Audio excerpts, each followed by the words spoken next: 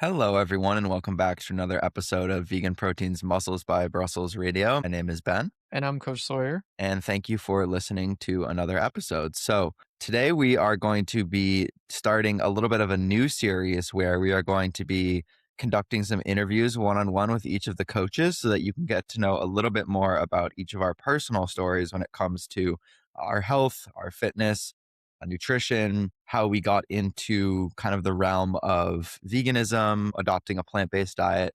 And so I wanted to start by just first of all going over someone's life story, just starting from when they were young, kind of what's their relationship with exercise, with nutrition, what got them into coaching. So those are kind of some of the topics that we're going to get into today. You may have kind of heard little bits and pieces from people's stories just as we've gone through the regular podcast episodes and different topics, because oftentimes we do like to tie in our personal experience because it makes us more relatable to the audience.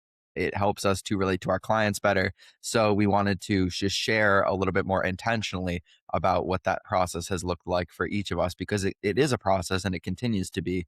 This is something that's a lifelong journey for all of us. We're all still learning and we all still have things that we can learn from others as well. So I wanted to open up the floor to you, Sawyer, but I'd first just like to get a little update because it has been a little while since we kind of caught up on a more personal note. Obviously, we have kind of that coaching relationship now, and we've been continuing to develop that.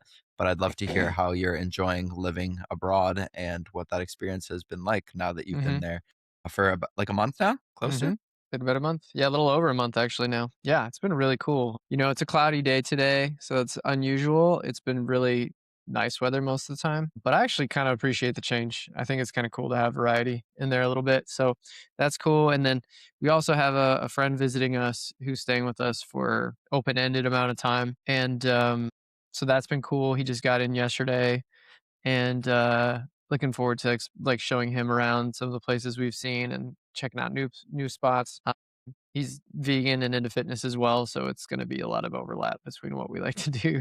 So yeah, man, it's been cool, and slowly but surely meeting people, finding new spots that I like around the city. It's been really cool. It's different when you're not here for vacation and you're trying to like live here long term. Obviously, you're not trying to squeeze in as much stuff as you can. And I think when I first got here, I was like, oh my god, I have so much to experience, and I feel like I haven't done anything yet. And like the more stuff I do try and the more places I check out, the more I'm like, okay, this is pretty cool. I could see myself coming back here, and you just don't feel as stressed about like getting it all in at once.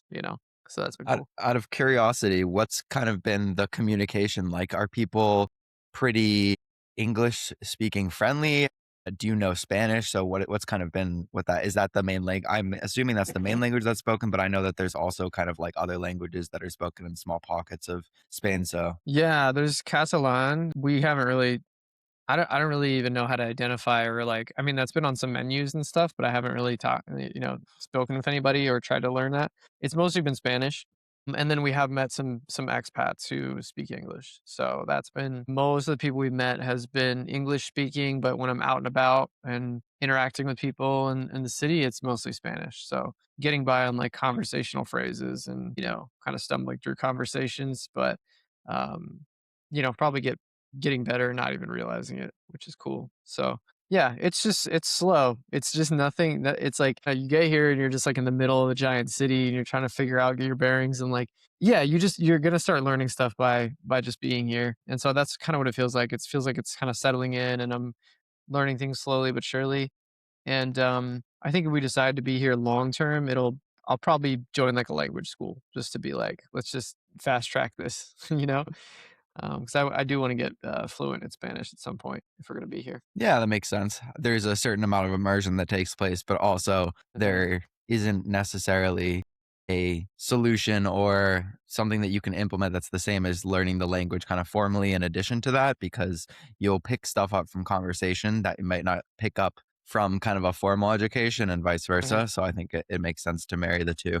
How are you feeling about the idea of staying there long term right now? I know that's kind of early on. And how long were you Mhm. planning to stay initially? Are you going to kind of go to a couple different places and then decide if you want to make any of these places your semi permanent home? Yeah, I mean, Yeah, I would first of all, the mission is like to find like a hub. Like I don't want to stop traveling anytime soon. It's more to just find a new spot that we could call our own, that we could invest in and buy and go to whenever we feel like we need to recharge. And you're right, it is still very early on. And we've had days where we're like, I don't think so. And days where we're like, yeah, maybe. So it's kind of, it's still up in the air. There's just, way too early to tell. And so we're really going to just spend our traveler visa time here in Spain and maybe travel around a little bit. And then once that 3 months is up, we're going to go to a different country, try that out, maybe come back to Spain, try a different city, maybe. So it's, this year is really about exploration.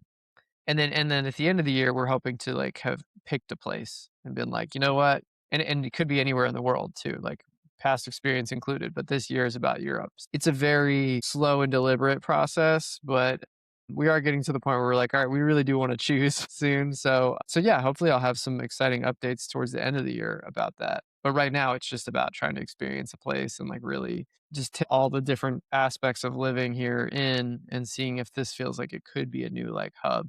I won't say home because I just think, I don't know, I almost think the world is my home at this point because I've been traveling so much and I like that. But having a place to just recharge our batteries and that feels like a comfortable, kind of familiar spot that suits our needs and like our values and things like that would be great. It's exciting. I'm looking forward to hearing kind of what Hmm. you come up with at the end of the year, your conclusions, and what's Hmm. been kind of the most exciting and rewarding. I like that idea of the world is kind of your home, and you Hmm. can kind of choose what home means to you. But I do Hmm. think that there is something to having that base, like you said, to kind of come back to that feels a little more settled. So it's not always kind of this coming and going all the time. Right. And I think a big part of us realizes that like a lot of it has to do with the people that are there. Like creating real relationships, I think needs to be a focus like for this year too. Like if we were to really create relationships that felt just very fulfilling, I think we could not only see ourselves being in a place long term, but also kind of get a feel for what the day to day would be like. Whereas if most of the people I'm interacting with and wanting to hang out with and stuff are like over the sea, I think it would be a little bit hard to call that place home, no matter how much I like it. So there's a little bit of that going on too, and just seeing like, okay, who are the people we meet over the course of this year, and where are they at? And then I think we're always gonna have friends all over the place. So I think the other thing is like a place where we can afford to have some space and just host people. So like if you and Dana want to come over and you got a couple weeks and we got a room, you know what I mean? Like I want it to make it accessible to people, and all they got to worry about is getting there. And then it's like you got a place to stay with us. There's too many cool people that we've met at this point to like, we need to have space for them to feel like welcome, and also living in the van for 6 years, that's been a major limitation. So, I'm excited about that prospect too. I love that, man. What do you say we get into the topic for today, which is Let's talking do it, about man. yourself? Okay, cool. So I would love to know, what has your relationship with exercise and movement been like from an early age? Were you into sports? Did you kind of get into working out later? When did the lifting weights component kind of come into it? When did you decide that, you know what, I want to actually train more for aesthetics versus being strong? Because there's all sorts of different goals that you can kind of pursue through that Hmm. route of lifting weights. I'd love to Hmm. just open up the floor to you and see what you have to say about that. Yeah, yeah.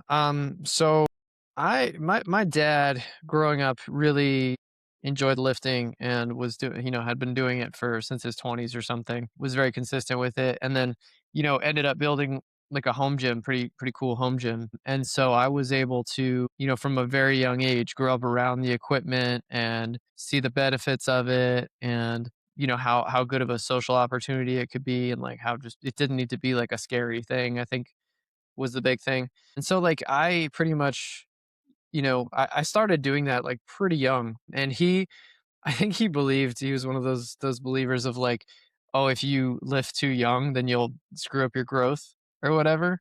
And so he didn't let me lift until I was like 13. Like he wouldn't let me go, do the thing.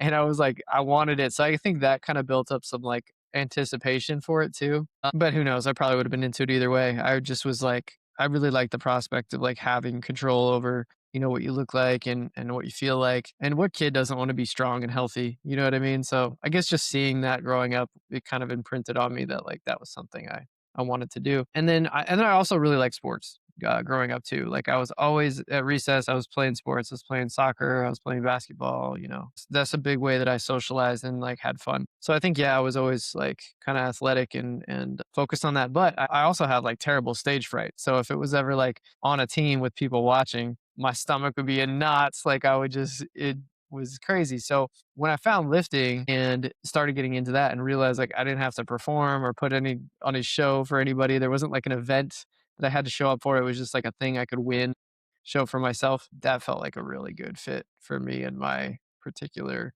interests and aversions, I guess. So when did you start really kind of getting into lifting weights and working out? Was it kind of in that high school period? Did you transition? Because I know that there's a lot of people that I went to school with and they maybe played a sport in high school or maybe dabbled a little bit in college. And then Hmm. eventually they kind of just got more into working out because that was something that they were doing for their sport anyways. So I'm Hmm. wondering, when did you kind of decide, you know what, sports is fun kind of recreationally for me to play every now and then, but I don't Hmm. really have any aspirations of being competitive, so I kind of want to just put my time and effort into working out. I also had a question about inspiration, physique wise. I know that you really like video games and fantasy, so I'm wondering if that ever kind of came into it, of like looking at these characters and being like, "Ooh, wow!" Like look at the kind of physiques there. Anime, I know for a Yeah. lot of people is. I know that that's something that you kind of got into later in life, but I'm wondering if there was Hmm. any influences there as well, or like, Yeah. anyone that you can remember looking up to, like wrestlers or pro athletes, thinking Hmm. about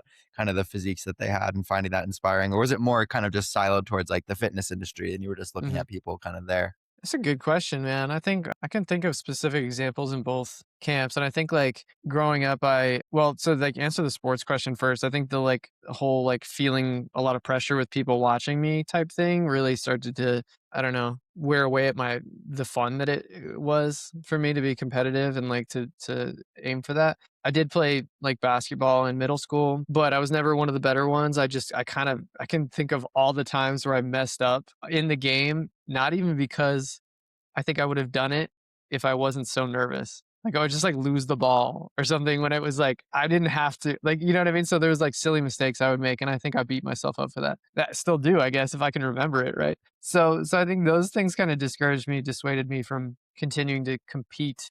I also didn't make the freshman basketball team. I think probably was holding back when I was trying out, a little bit nervous. I didn't know anybody, and I think there was like a summer camp I could have gone to or something, and I wasn't very proactive about it. And I think just really my heart wasn't in it the same way a lot of other kids were. Yeah, I think sports just became like a fun thing to do recreationally, but wasn't like a thing I wanted to do kind of like on a team in an organized way. But I did continue to take like sports classes in high school. Every time I could get into a PE class or a lifting, like there was a strength and conditioning class at my high school. And so I would just always try to take some athletic class because it was just always fun to me, and I always felt really good doing that. Yeah, it came pretty naturally to me to want to work on this kind of stuff and like and immerse myself in that world. And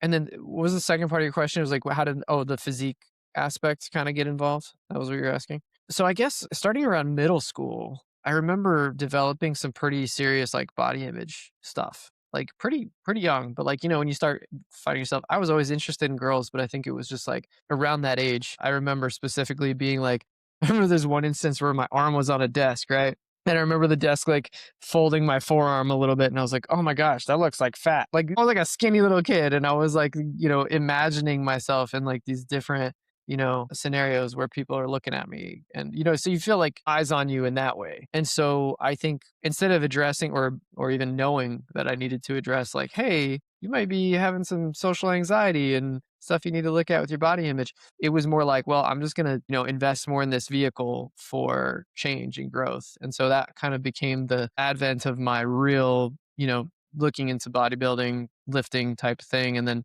eventually kind of immersing myself in that world and like looking up to like fitness models and people on steroids that I didn't know were on steroids. And like, yeah, kind of messed me up eventually. But it was, you know, when it first started, I was like, man, there's so much potential to change. And had the validation of complete strangers. You could walk into a room and people are like, whoa, look at that guy. So I think that really appealed to me from a young age, especially being like an insecure little kid, you know, kind of skinny.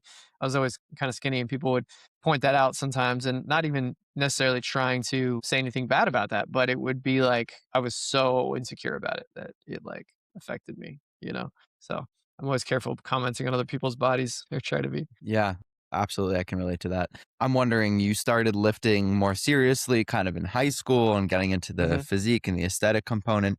Can you kind of give a broad overview of then from that point up until now? What does that lifting journey look like for you? What are you like really focused on? What is motivating you? What is inspiring you? I know you've talked a lot on previous podcasts about some of these body image challenges that came up for you and how that fueled a lot of the perhaps fire that went into your physique and went into this pursuit. And Hmm. I think that it can be a double-edged sword in a way because, on the one hand, it is motivating you to learn more, to continue to kind of like grow in your knowledge, but also I think that it can become perhaps at certain times obsessive or detrimental. At least speaking from my own personal experience, that's been the case. So I'm just wondering, how did your kind of goals grow and evolve over time, and then Hmm. your relationship to your body? I know that that has played a large role, so I'm wondering if you can kind of Yeah. just give an overview. Where did I know you talked about like not wanting to be skinny, so to me that I think of kind of someone who's starting out and they're trying to like bulk up. So what was your mindset around, were you trying to intentionally gain weight? Were you trying to stay lean? I know that was kind of a broad jumbo of questions there. Hmm. Yeah. Whatever you feel like is relevant. I'm formulating like kind of how I want to frame my answer here. I guess over the course of like preteen to like early mid 20s, I think I started out wanting to be like, oh, I just want to like fit in and look normal and like be healthy, right? And then and maybe look like a basketball player or somebody who has some muscle but isn't like massive, right? And like it kind of started there, and then it would like I kind of moved the goalpost. And I think the more you get into the fitness world and like social media and things like that, the more you see examples of people being praised for bigger and bigger muscles and crazier physiques and stuff like that. And I think I wanted that. I wanted that kind of recognition and that kind of validation. So I think what I did was I kept moving the goalposts. You know, it started out being like, yeah, I want to just have a decent amount of muscle and be healthy and look good in a shirt. Then it was like, oh, I want to look good without a shirt on, actually. I work really hard to get to this point. I want to get far. And then it was like, I want to look like a freak of nature. I was like, I want to scare the hell out of people. So it got like kind of out of control, especially because when you are going to be scary to people and like impressive, you have to be to the level of where some other people are, because it's all relative, right? And so yeah, I was looking at these fake natties, these people who were, for listeners who don't know, that just means like people who claim to be natural lifters, don't use any performance enhancing drugs, but they clearly are. And that was like, I came up during that era where it was like people were like, yeah, you just got to work hard and eat right, and here's how hard I work, and look at my crazy sets of really challenging stuff. Anyway, point is that drove me to like really, really push myself, and like, kind of walking around at age 20 feeling like, oh, I have bad knees or I have a bad shoulder or what, you know what I mean? Because I was just doing so much volume and so much intensity and trying to lift 6 days a week. And it was all this stuff of like, yeah, I really want to push myself harder. And I think there was like a certain degree of like, I don't want to get too squishy involved for a long time. And then once I had kind of gotten to the point where of like, okay, the gains are kind of slowing down, the newbie gains phase is over, I was like, well, I still want to gain that. Like, I still want to gain quickly.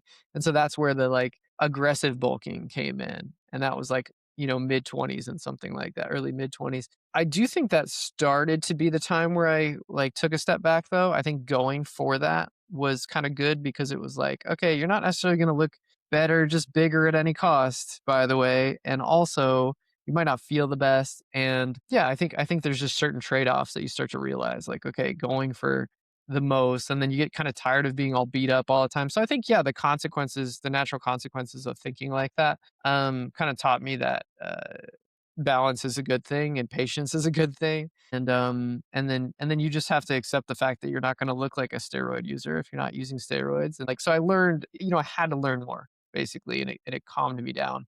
And I started to really rein in my expectations and deal with the fact that what I was chasing was not bigger muscles. It was more validation. It was more appreciation. It was less insecurity in myself. And so I had to like look at those things a little bit more than just like outward appearance and all that stuff. I love that, man. I know that, around the time that I met you, you had just finished this big bulk where you had gone, I think, above 200 pounds maybe for the first time. And you Yeah. had put on, a lot of strength on a lot of your lifts. And that was a very new experience for you, kind of going through that big bulk and getting the heaviest that you had been. So Mhm. I'm wondering what was kind of the impetus for that? And then where have you been since that? And what has been kind of your main focus? What have been some of your goals? I know now, obviously, you've cut down quite a bit from that point. So what have the past couple years looked like? And kind of, I guess, transitioning into what your goals are now. And I Mhm. know the last year or two, up until I'd say maybe the past 6 months, you've talked about perhaps becoming a little bit disillusioned with lifting or maybe feeling a Mhm. little bit checked out of that process. But now it seems like Mhm. you're kind of back to feeling a little bit more motivated and inspired again. So I'd love to hear Mhm. about kind of that whole arc for you. Yeah, man. It's funny how like long this feels, and we're just kind of summarizing it in just like a couple sentences. But yeah, I think it starts like any other idea where you start to like wonder, okay, have I really explored this or that? And you start to think like, well, what if I'm missing out on some gains or some appreciable progress or happiness or whatever by chasing this other thing or trying this other thing? And I think the mega bulk, whatever you want to call it, was a good experience for me to like see what that felt like to be in a bigger body and like also you know dispel some of the fears that I had around it. Like I don't know, it was good experience, and it taught me that there are going to be some pros of doing things like that. Like strength was off the charts. I mean, I haven't been that strong since, but there are a lot of drawbacks too, and it just teaches you kind of what you actually want because you're kind of faced with the reality of like, oh, my body has changed and now things feel different. And do I like that or not? And you sit with it long enough until you're like, actually, I kind of like this better. Or when I was here, that was a little bit better. And so, and for me, it's just been kind of affirming that like you don't want to go too extreme one direction or the other. You don't want to like mega bulk and then now you can't walk up a flight of stairs without huffing and puffing. It's cool that you're strong. It's really awesome, but like there are some drawbacks the farther you lean in that direction. And the same with getting really, really lean.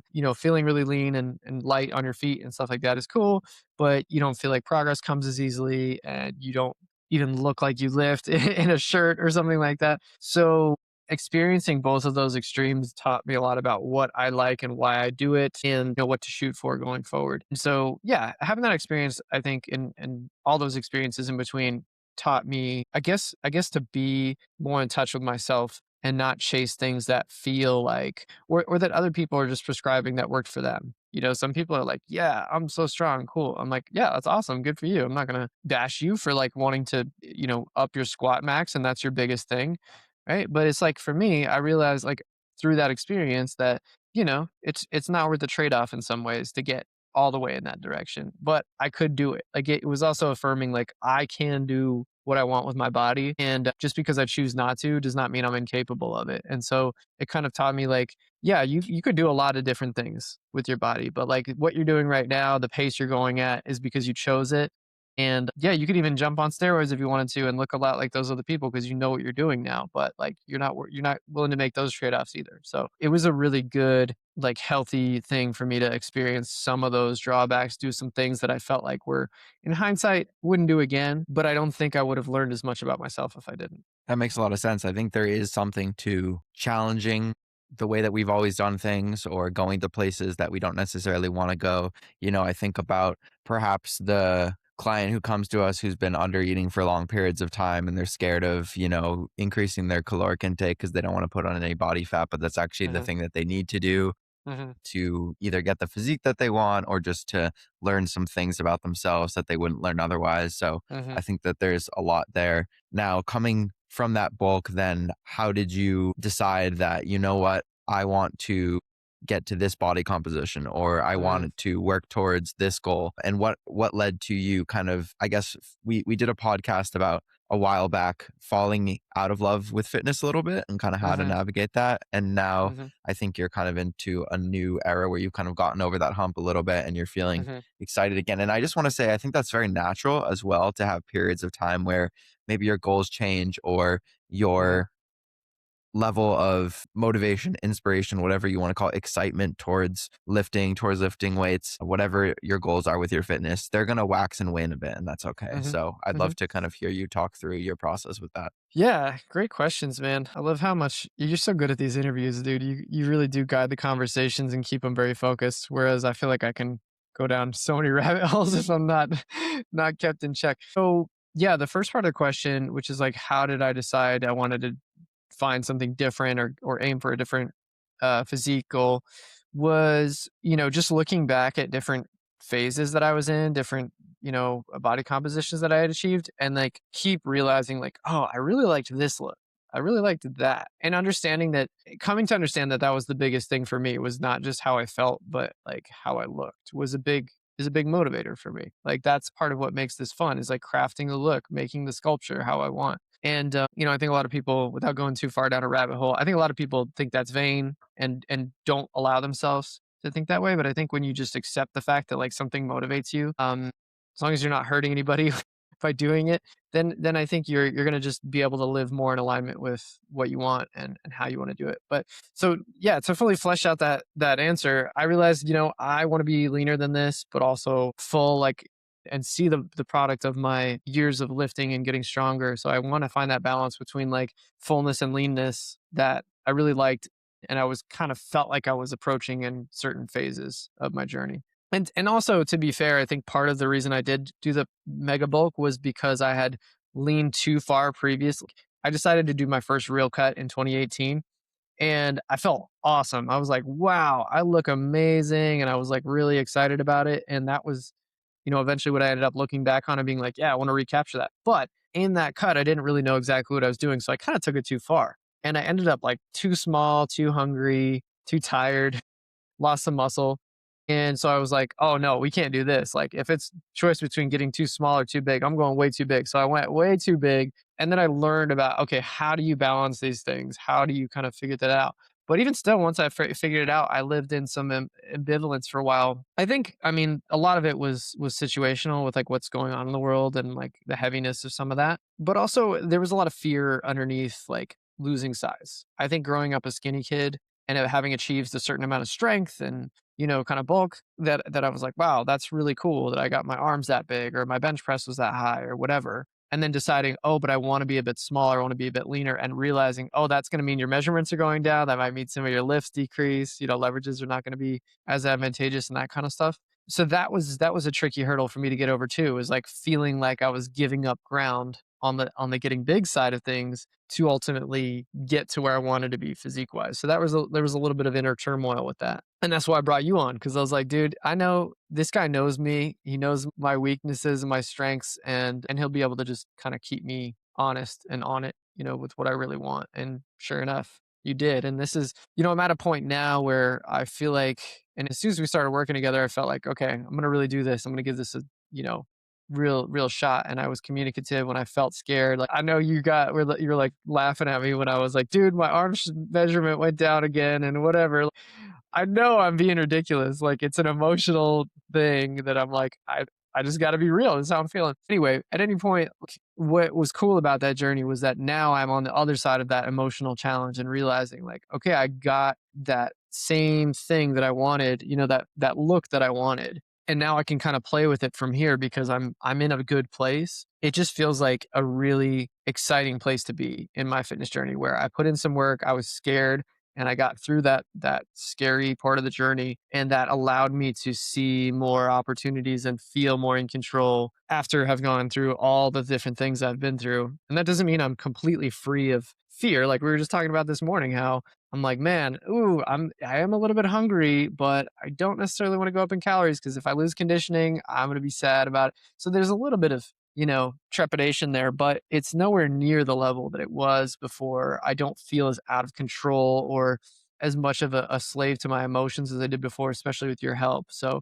it's been a really cool journey realizing like, okay, you're not going to be without fears and excitements and mistakes, but you can really minimize those by learning a lot about yourself, learning about like how to structure phases and what healthy habits to have around like all the time. And so I think that prospect of like dialing things in is the most exciting part for me right now. It's not like it used to be where I was like, I want to get as big as humanly possible, no matter the cost. And I think that was, what led to the dreamer bulk. And then there was like, oh, I want to get so diced and so shredded.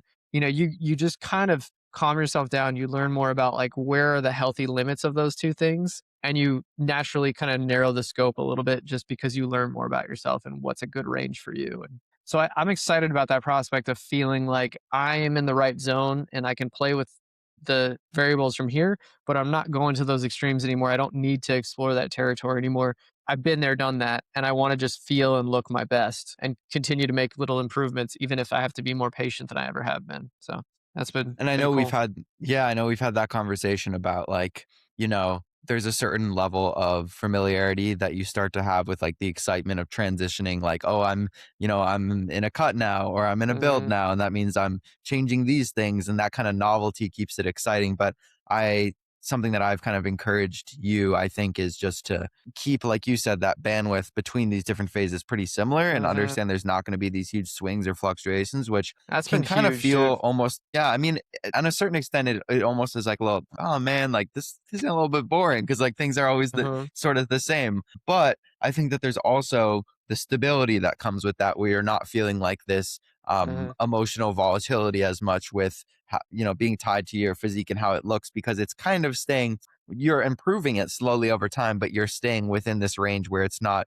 you're super lean and you're feeling the side effects of that, or you're super big and you're feeling the side effects of Hmm. that. It's Or just even kind of a just little feeling bit out of more control. constant. Like I could achieve some of these things temporarily on my own, but if I was constantly like dialing up the calories really quick or cutting them down really fast or, kind of going back and forth between those two poles, it was like I felt like I could achieve some stuff, but then it would quickly go away or I felt like it was slipping through my fingers as I achieve, you know what I mean? So having that stability, having the more patient mindset and having you there to be like, nah, we're not going to touch it actually. And when I would normally be like, I'm so ready to do this or move in that direction has been huge. It's been a game changer and it really taught me to like pace myself, take my time. If I want to be able to keep the results that I get, I need to be able to sit with these feelings and not just dial things up because I know how to and it wouldn't be that crazy or whatever. Classic example is I'll just tack on freaking tons of volume to my programs and you had to like admonish me a little bit, being like, dude, yo,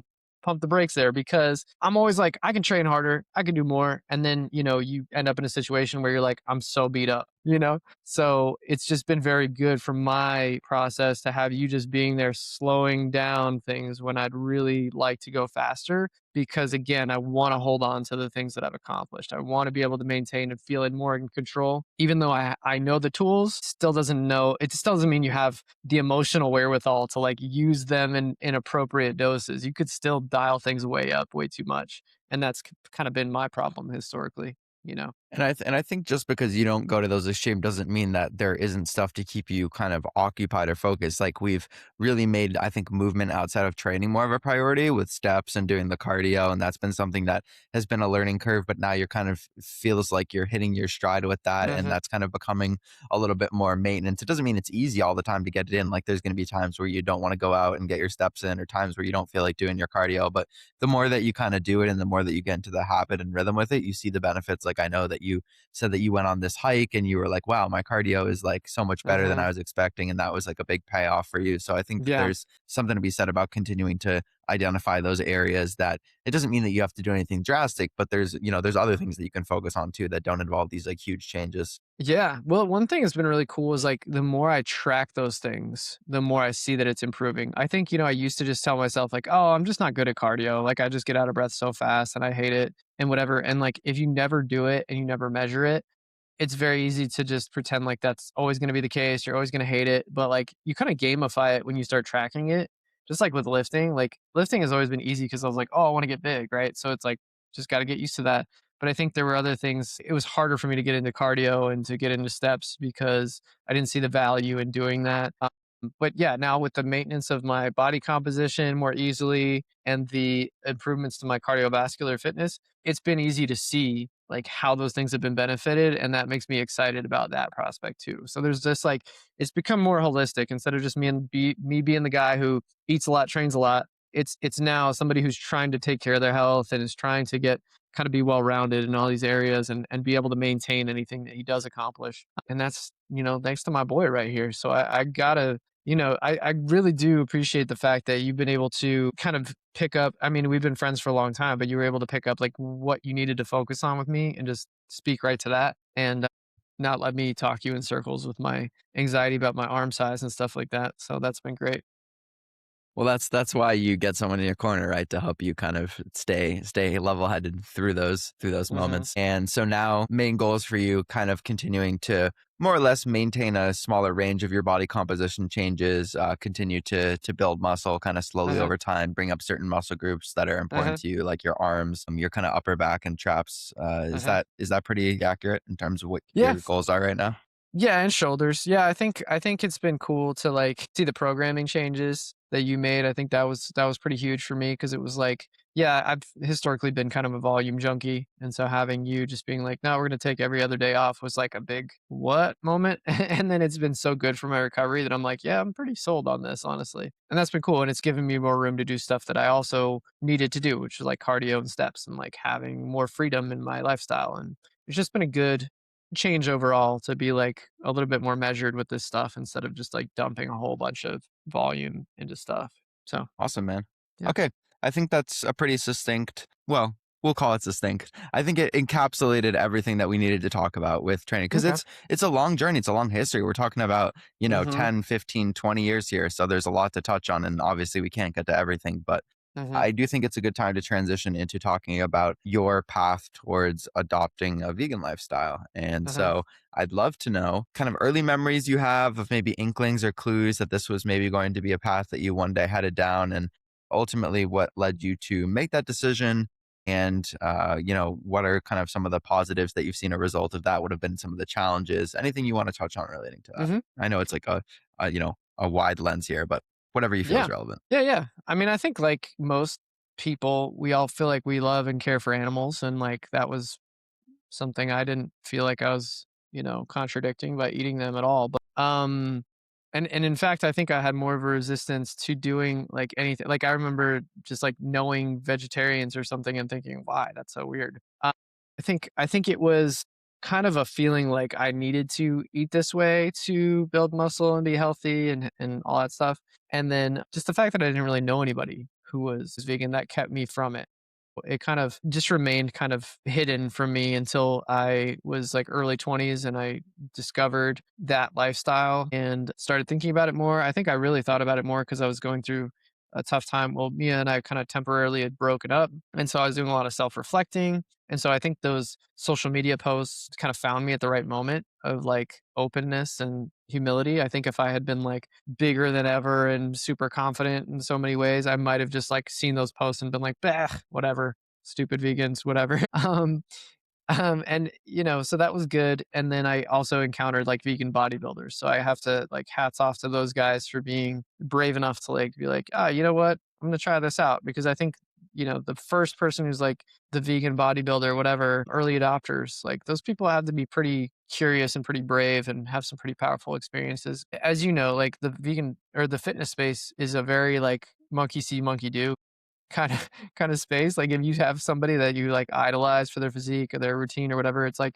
we do have more and more science coming out about how you can do things differently, but like those people will always kind of have a really solid hold on a lot of people's routines and how they do things. And I think for good reason in a lot of cases, but the way you eat, I didn't have to be one and I started to slowly realize that and that really opened me up empathetically. I mean, I did start from a place of like ethics because that was the thing that started getting me to question it in general. But then I was like, oh, but how can I do that as like somebody who wants to be fit and healthy? And then finding vegan bodybuilders was like, you know, just the perfect kind of moment of me being like, oh, you know what, I'm gonna move in that direction now. I didn't really have any more excuses. So that turned into that was about when I was 23. Oh, by the way, actually in 10 days is going to be my 10-year vegan anniversary, which is cool. 10 years, which is cool. That's awesome. I feel like I should have more vegan swag by this point. It's kind of crazy how I just don't have that much vegan stuff.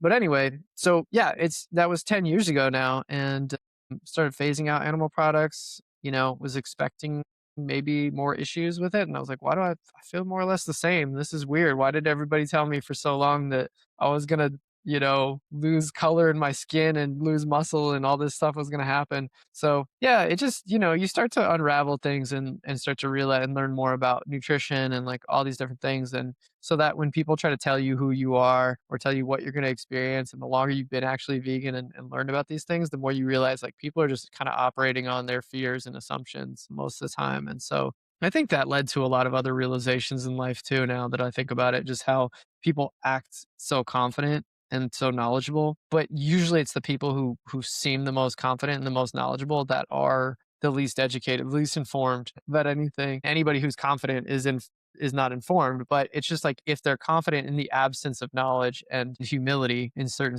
scenarios, like trying to tell, I don't know, a doctor about metabolic disease or something like that, they would still assert like, oh no, I know more about this because, whatever. I think there's a lot of examples of that where I started to question more things through that, but we didn't need to go down that path. I just thought it was a cool effect. And I know you want to talk about like pros and cons of veganism. Yeah, Maybe or that's a just good like segue. benefits that you noticed. Yeah, challenges maybe that Yeah. came with it.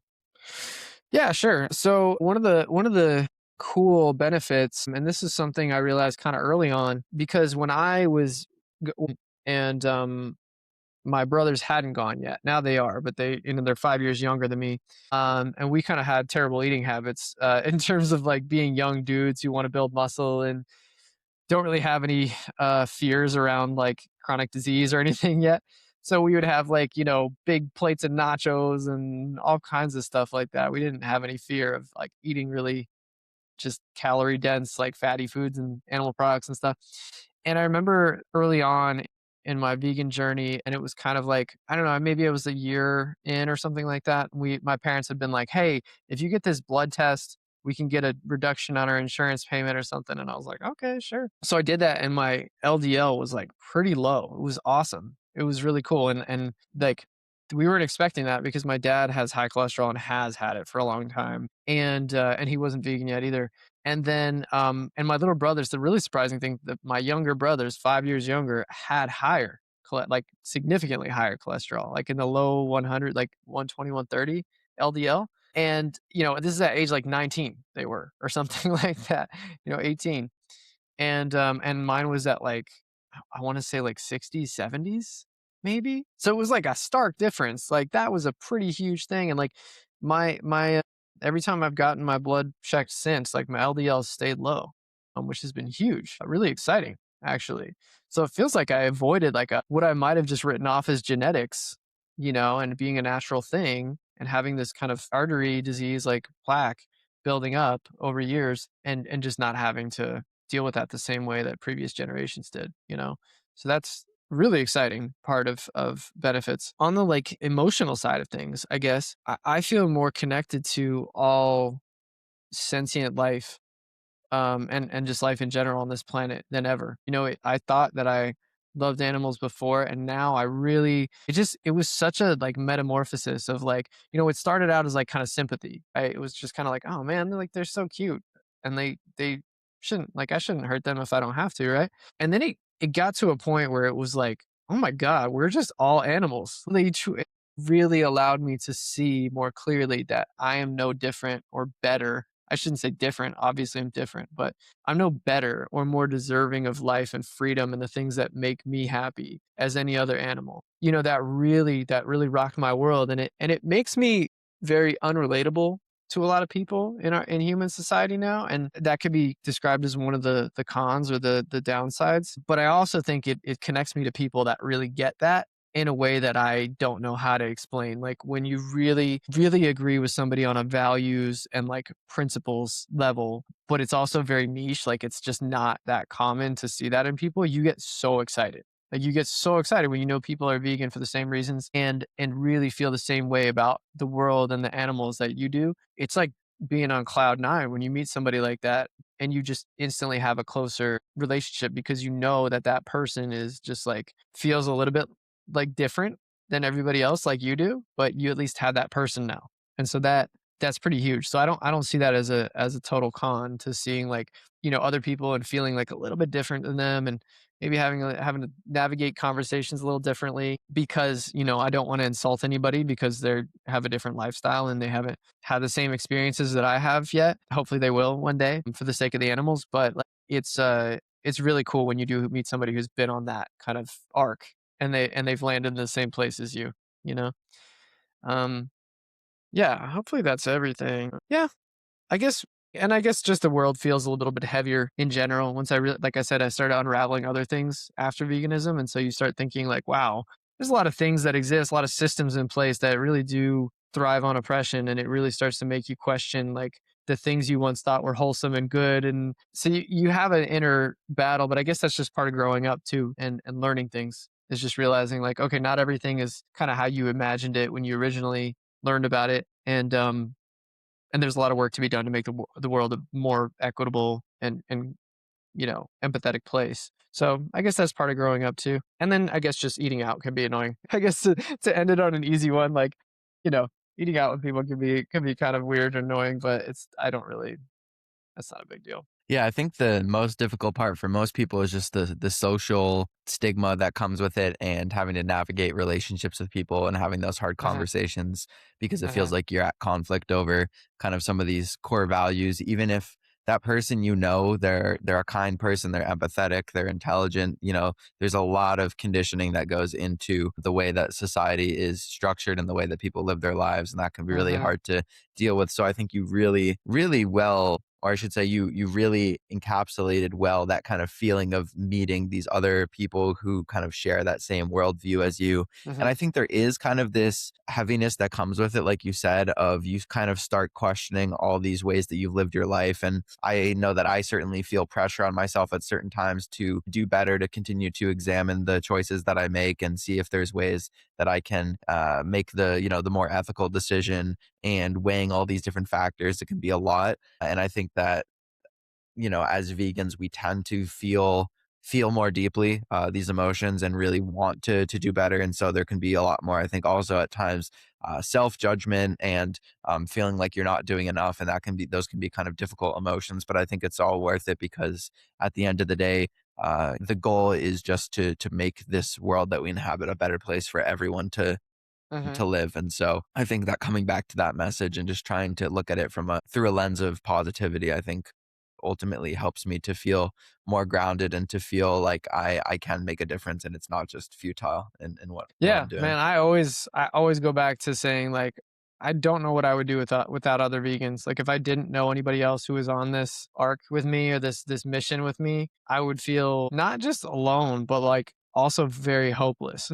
When I see other people doing things that challenges the status quo and like moves the needle in terms of like helping animals, helping other people, it's not just about animals. It's also about people who are hurt by those systems that we just don't even think about because, it's just environmental or it's so spread out. Like you can't even really pinpoint, how big of a deal this is. I mean, using so much resources for this industry and providing very little calories. I mean, there's so many things for the health implications of it. And so, yeah, I think it's very overwhelming at times to like make all these realizations and feel like if I felt alone in that journey in that process of like trying to change that, I'd probably lose my mind. So I also try to have empathy for people who try to be vegan but feel like so alone and so different that they just can't figure out how to do it within their social circle. I try to remember to be empathetic for those people too, but at some point I also am just like you got to have a backbone and you got to just reach out to other vegans and find community with them because, as much as it sucks to feel like a little bit of distance from your family and friends and things like that, there's just so many ways in which you can start to abandon your inner voice, your conscience if you just think, oh, this is so hard if I do this. Like, if you just keep thinking, I need to make myself smaller for other people, it's a dangerous place to be. It's a slippery slope to just becoming a shell of a person who just does what everybody else does. And as hard as it is to go and meet new people and, have your values that make people uncomfortable and all that stuff, I'd much rather have that problem than feeling like I'm abandoning myself every day by not speaking up for the things that I care about or pretending not to have the values that I have. That would feel like a kind of a spiritual death that I don't want to grapple with. And I think building off of that, a lot of times I look at people out in the world and I think that there's a lot of folks who are suffering, and it's really hard, I think, sometimes for people to think to themselves, well, if I'm suffering, if I'm really not, I'm having a hard run with things, how can I think about, other people, let alone other animals? It's like I got to Hmm. just focus on, myself and making sure that I survive. And, I get that. I can, I can empathize with that. At the same time, I feel like I think about the times where I've struggled the most. And I think sometimes getting outside yourself and looking to just help other people, feel good about things that you're doing, volunteering, making a difference. Like those are the Hmm. things that I think sometimes can get us out of that rut Hmm. of suffering or, feeling alone. And I think sometimes it's like the thing that Hmm. you don't feel like doing that ultimately I think ends up helping you. And I've heard that story from people who have gone vegan who are like, I was in a really bad place, but just like feeling like I was doing something good for Hmm. someone else other than myself, like really made a big difference. I don't want to go too far down this rabbit hole because I'm sure we could keep talking forever, but I did want to Hmm. just say that I think sometimes, getting outside ourselves, helping others, whether those be other humans or other, animals Hmm. we share the planet with, just that feeling of, how that makes you feel. I think Hmm. it's, it can be difficult, but getting past that barrier, I think is worth it. Yeah, and it's very easy to think, oh, I'm only going to encounter resistance. Like people in my life are really going to not like that I'm making this change, and that might be true. But the appreciation you get from people who see what you're doing and how hard it is, and who have been through that, like I said, with creating community with other vegans and other people who are trying to live more conscious lives, it's unmatched. Like I often make the joke that like, vegan men don't even realize like how good they have it because like there's so many vegan women, so many empathetic women who are looking for vegan men, and these dudes don't even realize it. They think, "Oh, I'm just gonna like be limited in my social life, and I'm gonna have like I can't eat at every restaurant." But it's like, dude, do you understand how much these vegan women want a vegan man? Like, there's so many women that I meet on a like regular basis who are like, oh my gosh, I'm trying to find this vegan, like my vegan, Prince Charming or whatever, and it's so hard for them because I think what is it like 85% of vegans are women or something like that. By the way, hats off to you ladies. You guys are definitely winning that in that realm and many others in my opinion. But yeah, I think it's one of those things where having the courage to do something that you've realized is, scary but the right thing to do, it really does pay off in ways that you really can't foresee from the very beginning. So just hopefully that's encouraging to somebody listening to this. Yeah, I totally agree. Men out there, don't go vegan just for women. That's the wrong reason. But like Sawyer said, there's a lot of kind of like hidden benefits that you don't necessarily see, and it's not always as it's not restrictive as you would think. I think that some of the quote unquote cons, like Sawyer was describing, actually end up being pros in the long run. Because your circle might get smaller, but it's those connections are really meaningful to you in a special kind of way. Okay, Sawyer, let's transition a little bit. What got you Okay. into coaching? Why did you want to be a coach? Good question, man. So I think I kind of was a coach before I knew I was a coach because I, like, any other teenager who was very into working out and body image and all that stuff, I was learning a lot and, talking about it a lot. And so the people that I met and the friends that I made were interested in understanding more, and everybody wants to be fit and attractive, whatever. So they would ask me, can we work out together? And I would have them come over to my parents' house, where I was living, and then we would do a workout together and I'd teach them about different exercises and stuff. And so it was a cool little like microcosm where they could come and be safe and not have to go to a public gym and all that. So that was cool. But the path remained to keep going to school. And I ended up going down the path of doing law school and all that stuff because I didn't want to make a decision on my career yet. But then once I had actually become a lawyer and started practicing, I was like, oh no, this ain't it. And I quickly was like, oh, I'm going to go back to that thing where I was coaching and encouraging people. And it was fun for me to see that spark in people. And so I think, yeah, it just became it was like a default thing because I was like, well, what else do I do? I hate this thing that I studied, even though I thought, maybe I'll like it if I find an area. And it just didn't really come together. And so the easiest alternative was like, I'm just going to do something I know I'm good at and I love and I could talk about all day. And so that's where it went from there. What do you feel like have been some of the biggest benefits or things that you've learned as a result of coaching? Oh my God, so much, dude. I mean, the biggest thing is just like realizing that so many other people are so different from you. Their lives are so different. The way they're what makes them tick is so different. And that the scientific principles don't change, right? Like being in a calorie deficit, doing a certain amount of volume for training and like stimulus, like that stuff all stays the same, but like the way you implement it needs to be flexible enough so that you can get people to buy into that process and feel encouraged by that process and not be overwhelmed by that process. So that it's always the implementation and the psychology that has been the biggest learning curve because like when you first start with anything you just think it's the thing like oh I just need to learn what's the rep range that people need to be in and then just do that or I just need to learn what are the best exercises but it's like what if they don't like that exercise, you know what I mean? That's where the learning comes in and being like okay what is going to make it stick for this person and make them feel encouraged. That's where I learned the most. And it's pretty cool when you start to realize like, okay, we're doing something completely different than anything that would work for me, but it's working for them. And that's where you realize you've grown because when you first start doing anything, you're just telling people what you do. And it works for some people who are very similar to you, but when you look back and you think, oh wow, I could have done better with this or that person, and then you realize you are doing that now, it feels really cool to be able to help more people. So yeah, I think it's just like a cool journey of like, okay, I can help more people than ever, not because I learned more science, but because I learned more about people, you know? It's I pretty like cool. that you mentioned that one thing that you've picked up on with working with others is just the individuality of it and the puzzle piece of it. And I think that's what a lot of us like as coaches is kind of Mhm. having this person in front of us who it's not like they're an equation to solve. They're a complex human being.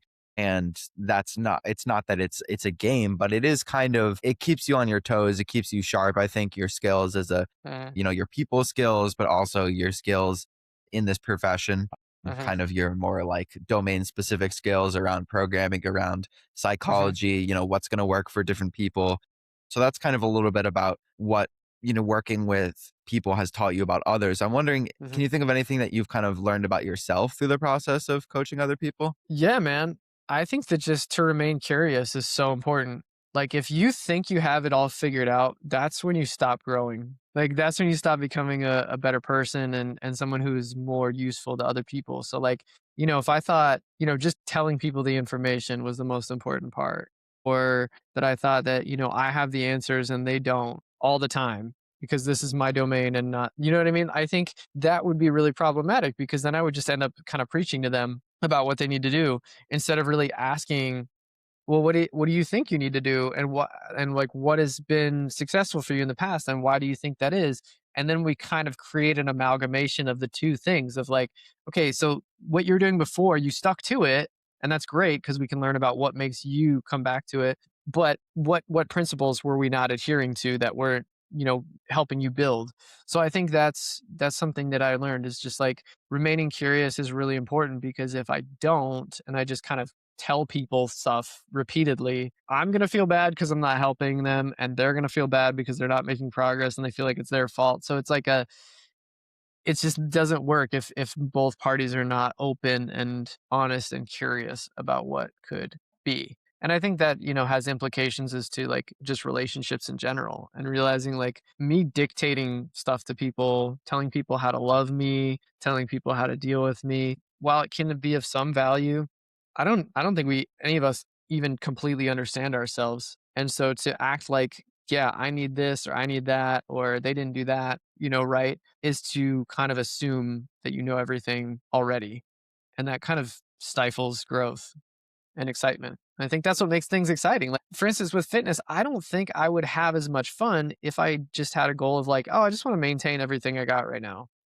Granted, that's valuable and that's really good, but I still, if I have that edge of like, okay, I'm gonna kind of calm down in my goals. I'm not gonna try to jump into like massive calorie surplus and whatever. But I still want to make progress.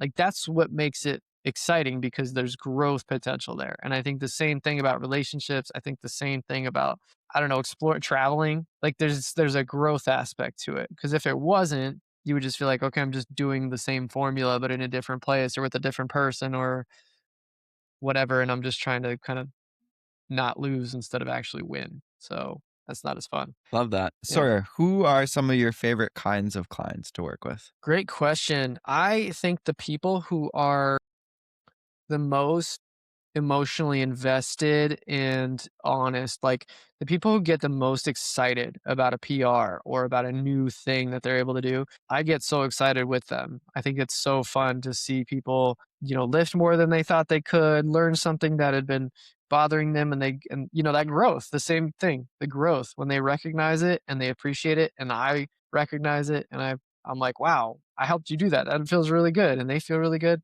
That's the exciting thing.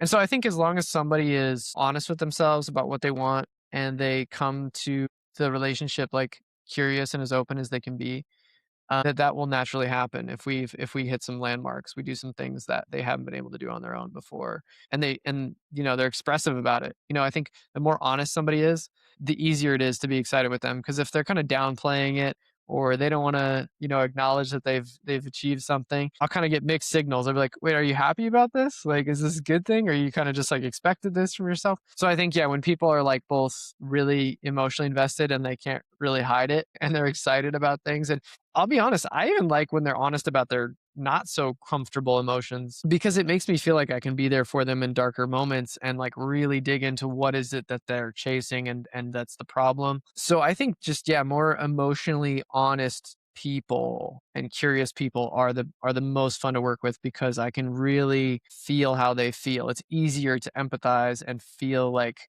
I'm sitting there with them in the same room and like going through the same things with them.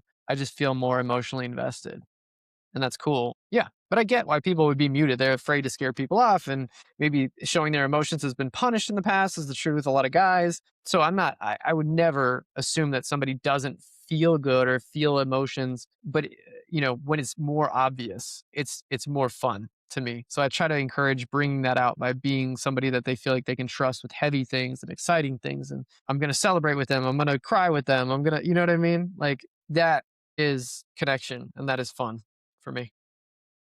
Yeah, it's genuine, right? There's authenticity there, and you feel like I actually have a connection with this person, and they don't feel afraid, or maybe they do feel afraid, but despite that fear, they show up and they communicate with you. And I think that's the biggest thing, right? Is there has to be some line of communication, because I think that's the thing that probably bums us out the most as coaches is just when there's a lack of communication, and we Yeah. we can't try to dig deep with somebody, even if it's starting really small with, hey, how was your day? Or, Yeah. how are you right now? Even small stuff like that. Sometimes it's really hard to get through to people, or they don't want to, engage with that process. So I think that, like you said, having somebody who's willing to kind of show up as, hey, this is me right now. Mhm. They don't have to share everything, but just Mhm. being willing to have that conversation, I think, is so huge. Yeah. Great way. Sawyer, Great, great. what, yeah, what's one thing that you have changed your mind on since you started coaching? Oh, man, that's a great question. I think I wrote something down, which is good because I feel like there's so many things I could go into. Change my mind on. I mean, I guess there's specific examples of things I could say, like, this is the best rep range. Like, getting less dogmatic about things in general, I guess, is one thing I could say. Like, realizing, whether by the science or by experience, that like, oh, I was a little too narrow minded about this thing. There's a lot of examples of that. But I guess the biggest thing is just like I mentioned earlier, like realizing other people are different psychologically from me, and what drives them and what systems work for them. And if you don't lean into that, and you think you just have to make a little mini me, you're going to be disappointed every time, because just everybody's a little bit different at least. And sure, there's a lot of commonality. And I tell people, like, hey, this is like where I like to start with people and get them kind of on the same page. But like from there, I want you to tell me when things are bothering you, they feel tedious, they don't feel sustainable, because that could be clues. Those little cracks that appear are often clues to show what we could try and tweak to make it more sustainable for you. So I think like how I'd summarize that is saying, like, you don't need to like follow a program to make progress. You need to make a program for you. You need to like have this protocol be like the way of doing things that feels the best to you, because it's never going to feel like doing nothing, right? Like, it's way easier to sit on the couch and not work out. But if you have a choice between working out this way, or this way, and you're like, oh, this is the clear winner, you're like, but people get all twisted up and they say things like, oh, but I know I'm supposed to do this exercise, so I should probably do it this way. And I'm like, hold on, wait, do you feel like you could push yourself harder and go more consistently if we did it this way, even if it were a little slower? And they're like, yeah, I'm probably going to go with that just for the plain and simple fact that I don't want them. I guess it depends on the person's history, but like if they have a history of like doing it for a while and then falling off and then doing it for a while and falling off, I'm going to be more in the direction of, I really want to make this more sustainable for you. Or if they're in the direction of like, I do it forever and then I don't get any results, so it's a problem, maybe we need to revisit like how we're going about it and maybe do something a little bit more different than they're used to doing. So I guess it differs for different people, but I think the real main lesson is like follow, like listen to people when they say that they like or don't like something and try to get it out of them, even if they're trying to quiet that part of themselves and say, no, I can do this. This is totally fine. And they're kind of even lying to themselves a little bit and saying, yeah, I can do this forever. This is cool. Try to get it out of them because there's probably more than one way to do that thing. And if it feels like they can kind of take some weight off of their back by doing it a different way, it's probably worth doing. And it'll make the outcome or the likelihood of that they can keep it going once I'm not a factor. But they can really increase their chances of like sticking with it and keeping making progress year every year. I think that's one reason we like doing the videos back and forth with people is because you pick up on things that you wouldn't pick up on Hmm. otherwise, the way they say things Hmm. or maybe their tone. And I think coaching is a lot more than just taking what somebody says at face value and running with it. It's about Hmm. reading between the lines and understanding what it is that they're actually communicating Hmm. to you. So I think that it's an art that you kind of get better with over time as you go. Yeah. If there's somebody who's just starting out and they're getting into working out, they're getting into fitness, they want to be healthier, they want to be in better shape, look better, whatever Uh-huh. their goals are, what is one piece of advice that you would give to somebody? Maybe that it could be that you would have given to yourself when you were younger, but it could just be someone generally who is starting out and they're thinking about wanting to commit more time and attention and energy towards this pursuit. Oh my gosh, that's such a loaded question because you're like, it depends so much on the person and how hard they are on themselves and where they fall and where they thrive. But I guess is to cultivate some knowledge of self and try to get an understanding of where you fall down. Is it because you're too hard on yourself for this? That's a very common one, right? And learning that, you know,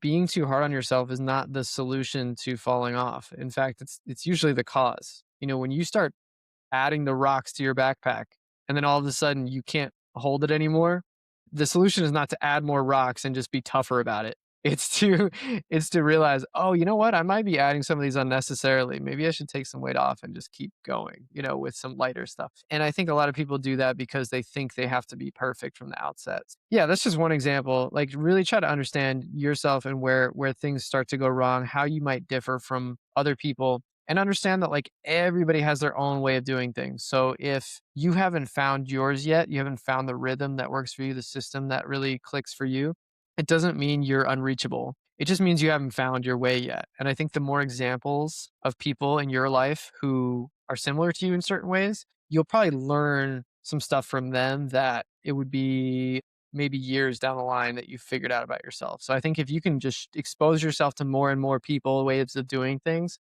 there will be ways that kind of keep coming back as like, oh yeah, when I was doing it that way, that felt way easier. Or that felt way better. Or I actually made really good progress. So trial and error, just kind of try to do as much as you can in a shorter period of time. Like don't try to make the perfect plan. Just keep trying things and you'll through experience learn what feels the best for me. Kind of like finding a job that you like, right?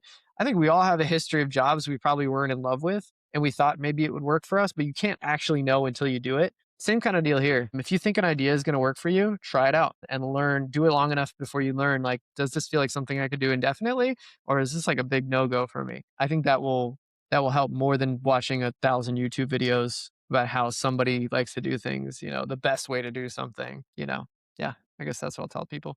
Cool, man. You've had a lot of wisdom in this one. I know it's been you mostly talking and me mostly asking the questions. So I appreciate you giving some thought to these ahead of time and really making sure that you kind of fleshed everything out to the greatest extent possible with the time that we had. So Hmm. I just want to thank everyone for listening to another episode here. If you related to any of this or you had any thoughts, of course, we always welcome conversation down in the comment section below if you're listening over on YouTube. You can also find this podcast on Spotify and on Apple Podcasts. It always helps if you are able to give the show a rating or to give a review. Obviously, if you're listening, sharing it on social media and tagging us is a great way to kind of support the show. Sharing it with friends, family, anyone that you think would enjoy obviously helps. You can find us on social media everywhere, at Vegan Proteins and at Muscles by Brussels. Our website, veganproteins.com. If you're interested in coaching and getting somebody to kind of guide you along this process, if you related to what Sawyer was saying here, if you feel like it could be helpful to have somebody to kind of show you the rope, so to speak, or to, kind of help you from falling into some of these pitfalls, then that's what we do. So you can fill out an application there and we'll get back to you as soon as possible.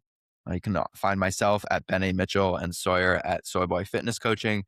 And then Alice is at Vegan Proteins Alice. Thank you again, everyone, for listening to another episode. I'm Ben, And I'm Sawyer. and we'll catch you guys in the next one. Thanks so much. Bye, everyone.